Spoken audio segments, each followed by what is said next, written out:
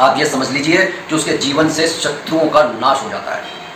लेकिन फिर भी मैं आपसे ये कहूंगा कि कभी इस कामना के साथ बजरंग बाण का पाठ मत कीजिए कि शत्रुओं का नाश हो जाए, क्योंकि देखिए वो आपके अधिकार चित्र में नहीं आता। बस आपको ये कहना है कि मेरे को बैरियों से रक्षा करो, मेरे बैरी मेरा कुछ ना बिगाड़ पाए, मेरे रास्ते से उनको हटा दो। तो ये सबको टोटके लगते हैं, लेकिन ये सब प्रकृति से जुड़कर ब्रह्मांड के आशीर्वाद को समेटने का एक व्यवहार है।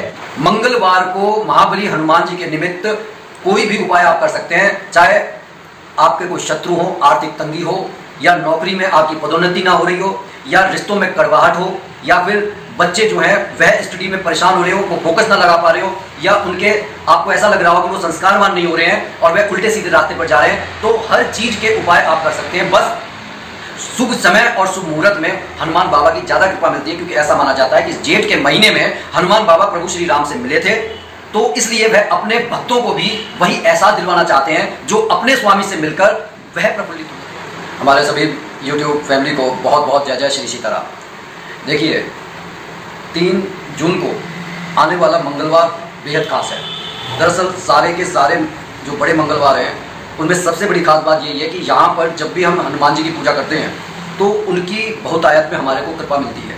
कारण इसका ये कहा जाता है कि इस समय, ये जो ज्येष्ठ मास का समय है, इस समय महाबली हनुमान जी का प्रभु श्री राम से मिलन हुआ था और वो बहुत ज़्यादा प्रसन्न और प्रफुल्लित हो गए थे।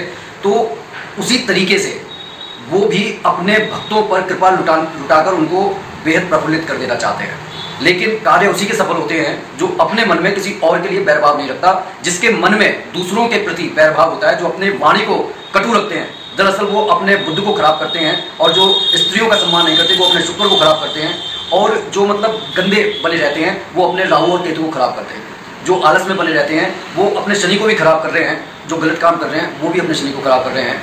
तो इस तरीके से अगर देखा जाए तो सबसे पहले हमारे को पूजा से पहले अपने मन और मस्तिष्क पर जो नियंत्रण हम कर लेते हैं, उसके बाद में जब हम महाबली हनुमान जी के चरणों में स्वयं को समर्पित कर देते हैं तो वो हमारे कार्य बनाते ही बनाते हैं। तो सबसे पहले तो मैं आपसे बात करूंगा कि अगर हमारे को अपने घर में सुख और समृद्धि चाहिए तो हमारे को महाबली हनुमान जी के सामने ब्रह्म मुहूर्त में स्नान करके चमेली के तेल का दीपक प्रज्वलित करके धूप लगाकर, जिससे एक माहौल बड़ा अच्छा बन जाए। क्योंकि देखिए श्वासों का सारा चमत्कार है। जब आप वहां पर उनके सामने बैठेंगे और माहौल बना हुआ होगा, अच्छा और सुगंधित वातावरण होगा, तो वहां पर पूजा करने में भी मन लगेगा। और आप ये मान सकते हैं जब हमारी आत्मा प्रसन्न हो रही है किसी चीज से, कहते हैं ना कि जो वो काम कीजिए जो आपको अच्छा लगे, और वो काम कदापि मत कीजिए जो आपको बुरा लग रहा है। वो ऐसा व्यवहार किसी दूसरे के साथ मत कीजिए। तो उस तरीके से आप ये सोच सकते हैं कि अगर आपकी आत्मा प्रसन्न हो रही है तो इसका मतलब महाबली हनुमान जी भी प्रसन्न हो रहे हैं। और उस समय गणपति जी का ध्यान करके, गणपति जी का ध्यान करना अत्यंत आवश्यक है, क्योंकि उन्हें ये वरदान प्राप्त है कि उनके बिना कोई भी कार्य सफलता को प्राप्त नहीं करेगा।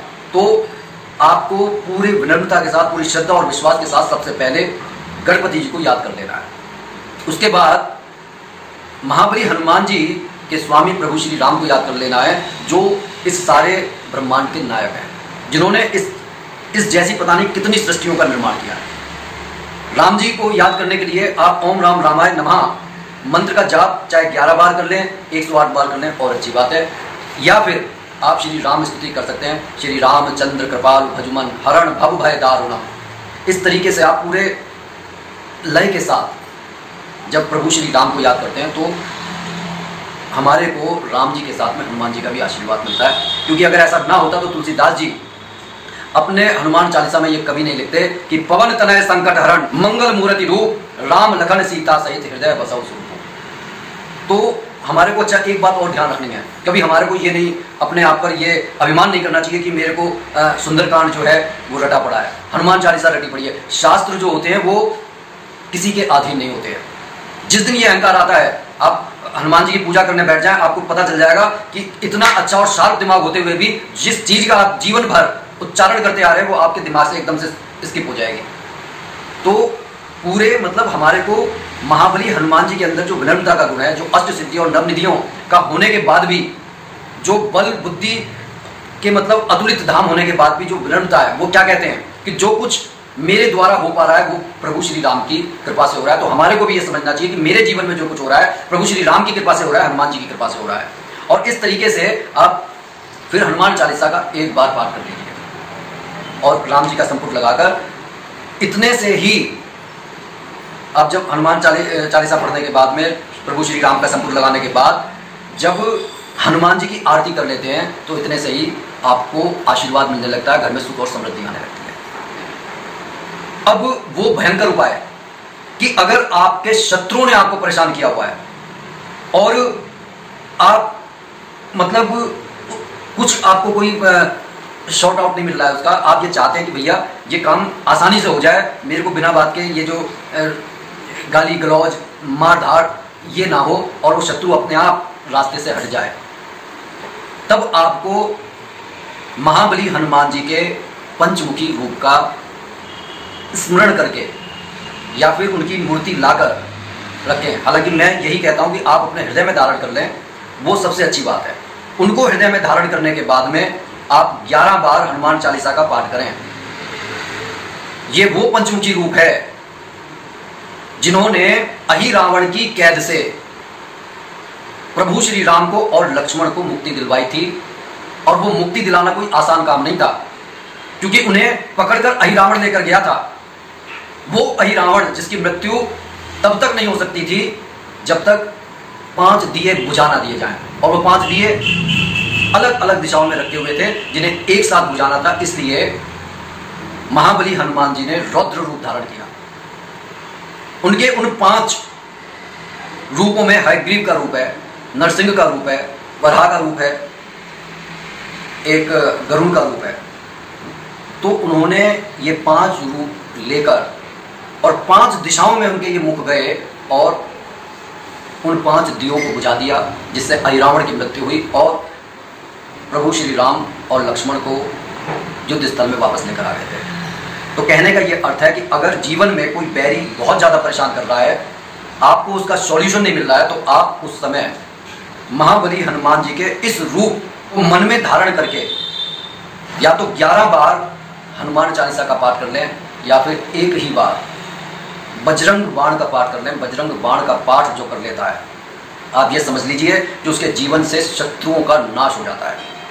लेकिन फिर भी मैं आपसे ये कहूँगा कि कभी इस कामना के साथ बजरंग बाण का पाठ मत कीजिए कि शत्रुओं का नाश हो जाए, क्योंकि देखिए वो आपके अधिकार चित्र में नहीं आता। बस आपको ये कहना है कि मेरे को बैरियों से रक्षा करो, मेरे बैरी मेरा कुछ ना बिगाड़ पाए, मेरे रास्ते से उनको हटा दो, बाकी वो जाने। और ये बजरंग बाण की जो कथा है ये भी अपने आप में स्वयं सिद्ध है, और इसकी रचना भी गोस्वामी तुलसीदास जी ने ऐसे समय पर की थी जब उनके ऊपर एक तांत्रिक ने मारण कर दिया था, उनके पूरे शरीर में फफोले आ गए थे।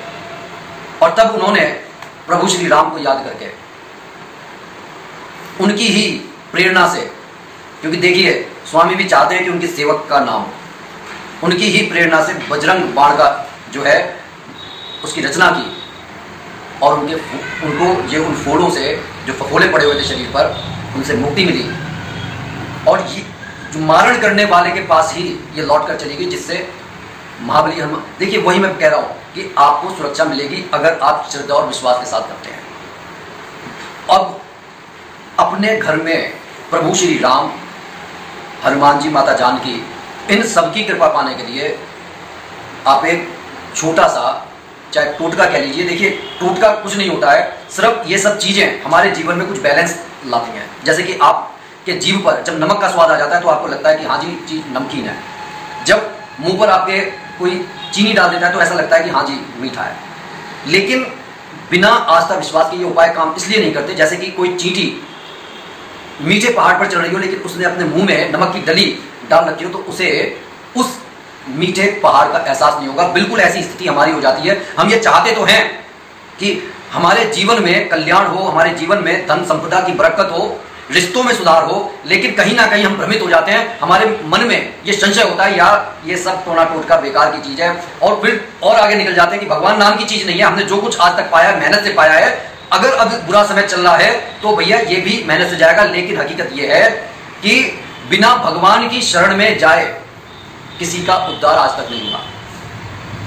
पांडव इतने सक्षम थे कि वह आराम से कौरवों को जीत सकते थे, लेकिन उन्होंने भगवान श्री कृष्ण की उंगली को पकड़ा। सिर्फ इसलिए पकड़ा क्योंकि अच्छा भगवान भी अपनी उंगली उसी को पकड़ाएंगे जहां पर उन्हें दिखाई दे रहा होगा कि धर्म उसके पक्ष में खड़ा हुआ है। तो भगवान को प्रसन्न कीजिए, अधर्म का साथ छोड़ दीजिए, तामसिक चीजों का सेवन छोड़ दीजिए और उसके बाद में उससे कहिए कि आप मेरी मदद कीजिए। भगवान दौड़े दौड़े आते हैं। जब द्रौपदी की लाज लुट रही थी उस समय वह अपने पतियों को देख रही है, द्रोणाचार्य को देख रही है, भीष्म पितामह को देख रही है, लेकिन जब अंततः सब जगह से हार गई, उसने भगवान कृष्ण को पुकारा और उन्हें आना पड़ा। क्योंकि भगवान जो हम कर्म कर रहे हैं वो उसमें अपना इंटरफेयर नहीं करेंगे। इसलिए हमारे को कुछ भी काम करते हैं, हमारे बड़े बूढ़े हमेशा कहते हैं जब आप घर से बाहर निकलिए तो श्रीमन नारायण नारायण करके निकलिए। जब आप सुबह उठिए तो आप अपनी हथेली को देखिए। जब आप जमीन पर पैर रखें तो अपना दायां सांस और बायां सांस देखिए कि कौन सा सांस चल रहा है, और उसके बाद में उसी पैर को नीचे रखिए और धरती माता को 3 बार प्रणाम कीजिए। तो ये सबको टोटके लगते हैं, लेकिन ये सब प्रकृति से जुड़कर ब्रह्मांड के आशीर्वाद को समेटने का एक व्यवहार है, जिसे हमारे बड़े बूढ़े अच्छे तरीके से जानते थे। और आज के मोटिवेशनल स्पीकर जिसे चेतन अवचेतन मन का नाम दे देते हैं। कई बार लोग ऐसी बात करते हैं कि भाई अगर भगवान ने ये सब चीजें ना बनाई होती, कि मदिरा का सेवन करना ना बताया होता या शादी ब्याह ना बनाए होते, तो हमारे मन में विकार पैदा ही नहीं होते। भगवान के ऊपर प्रसन्न चिन्ह लगाने से पहले हमारे को यह समझ लेना चाहिए कि हमारे जीवन में जिस चीज की ज्यादा जरूरत है वो भगवान ने हमें बहुत ज्यादा मात्रा में दी हुई है और फ्री में दी हुई है। इसलिए हमारे को कोशिश ये करनी है कि हम अपने चेतना के स्तर को बढ़ाएं, और चेतना के स्तर पर अगर कोई ख्याल आता है तो उसको पहला स्थान दें। और अगर शरीर की अनुभूति, अगर हम शरीर से प्यार करते हैं और मनोविकार के चलते हुए हम ये सोचते हैं कि हम मदिरा पान कर ले, तामसिक खाना खा लें, कि उल्टे सीधे समाज में काम करें, कि एक पत्नी के होते हुए दूसरी लड़की के पीछे भागें, तो ये जो है ये शारीरिक स्तर पर जो काम आते हैं उनको आप दूसरे स्थान पर रखिए। और चेतना के स्तर पर जो आपके ख्याल आते हैं उनको अगर आप पकड़ कर रखेंगे तब आप ये पाएंगे कि वाकई में आपका जीवन में सकारात्मक ऊर्जा का पदार्पण हो चुका है। तो आप शाम के समय महाबली हनुमान जी की कृपा पाने के लिए एक घी का दीपक लेकर जाएं, आटे का बना हुआ, और वह पीपल के पेड़ के पास में रखकर आ जाएं। वहां पर हाथ जोड़ें। श्री हरि माता लक्ष्मी की कृपा हमारे घर पर, परिवार पर बनी रहे, तो आप पर ये वाकई में आपके जीवन में सुख और समृद्धि लेकर आएगा। अगर आप ये चाहते हैं कि महाबली हनुमान की कृपा सदैव हमारे पर बनी रहे, तो आपको पान के 11 पत्ते लेकर उन पर प्रभु श्री राम का नाम शहद से लिखकर ये माला आप उनको अर्पित कर दीजिए, उनको पहना दीजिए। आपके जीवन के सारे संकट हनुमान बाबा हर लेंगे। बताने के लिए बहुत सारी बातें होती हैं जो पिछली वीडियो में बताया गया है। जो उपाय देखिए, मंगलवार को महाबली हनुमान जी के निमित्त कोई भी उपाय आप कर सकते हैं, चाहे आपके कोई शत्रु हो, आर्थिक तंगी हो, या नौकरी में आपकी पदोन्नति ना हो रही हो, या रिश्तों में कड़वाहट हो, या फिर बच्चे जो हैं वह स्टडी में परेशान हो रहे हो, वो फोकस ना लगा पा रहे हो, या उनके आपको ऐसा लग रहा हो कि वो संस्कारवान नहीं हो रहे हैं और वह उल्टे सीधे रास्ते पर जा रहे हैं, तो हर चीज के उपाय आप कर सकते हैं। बस शुभ समय और शुभ मुहूर्त में हनुमान बाबा की ज्यादा कृपा मिलती है, क्योंकि ऐसा माना जाता है कि जेठ के महीने में हनुमान बाबा प्रभु श्री राम से मिले थे, तो इसलिए वह अपने भक्तों को भी वही एहसास दिलवाना चाहते हैं जो अपने स्वामी से मिलकर वह प्रफुल्लित हुए थे। तो वह सबको खुश रखना चाहते हैं, वो संसार का विचरण करते हैं और अपने भक्तों पर सुख और समृद्धि बेतहाशा लुटाते हैं। तो आप ये छोटे छोटे से उपाय करके देख लीजिए। आपके जो इस जेठ मास के 3 मंगलवार जा चुके हैं, 3 तारीख 3 जून को ये 4था मंगलवार है। कोशिश और प्रयास कीजिए कि इस मंगलवार को ना जाने दें, उसके बाद में सिर्फ 1 मंगलवार बचेगा। अब एक छोटा सा जाते जाते और उपाय बता रहा हूं। इस उपाय में आपको ये करना है कि घर में आपको सुख भी चाहिए, शांति भी चाहिए और शत्रुओं से छुटकारा भी चाहिए। तो इसका सबसे अच्छा उपाय है कि आप ब्रह्म मुहूर्त में उठकर स्नान आदि करके चमेली का तेल का दीपक प्रभु महाबली हनुमान के सामने प्रज्वलित करके एक सुंदरकांड का पाठ करें, और साथ में संपुट लगाते चले जाएं हर दोहे के बाद में, मंगल भवन अमंगलहारी द्रवाहुसा दशरथ अजर बिहारी। आप ये देखेंगे कि जीवन में अगर आप आभार भी दे रहे हैं तो प्रभु को वो भी स्वीकार होगा, बैरी भी दूर होंगे, सुख भी आएगा, शांति भी आएगी, संपदा भी आएगी। सिर्फ आप मन को और मस्तिष्क को थोड़ा अपने कंट्रोल में लेकर आ जाइए। कैसी लगी ये वीडियो कमेंट करके जरूर बताइएगा, और जो भी